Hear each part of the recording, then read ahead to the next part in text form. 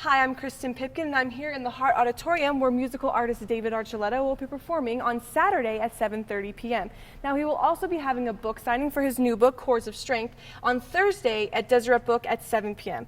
Now, I was able to speak with him on the phone, and he shared some insights to his new book and his interest for coming back to Rexburg.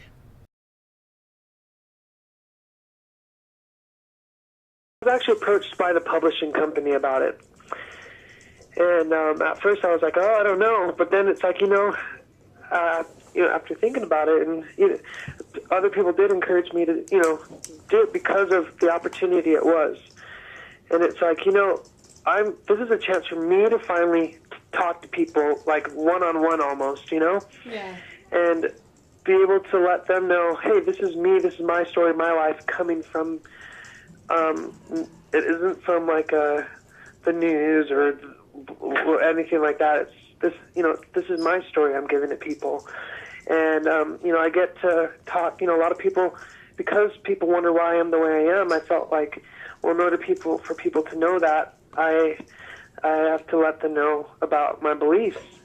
And I try to not talk so much about that so I didn't sound, cheesy and preachy, but it's like, I think this is the right time to go more into that. And so I talk more about that and how it's changed the way I see my life. People are curious about the way I am, and it's what really just motivated me to do it is I thought it was a good way to share the reason why I do things and why I am the way I am, because a lot of people ask that. And just to go from the experiences I've had so far, just because I'm 19 doesn't mean that, just because you're young doesn't mean you don't have something to say and something to share. And, there are a lot of kids who go through a lot. I was in Washington, D.C. yesterday, or yesterday and 2 days ago, with all these kids from the Children's Miracle Network, and they've just gone through so much, and they're range from 4 to 15.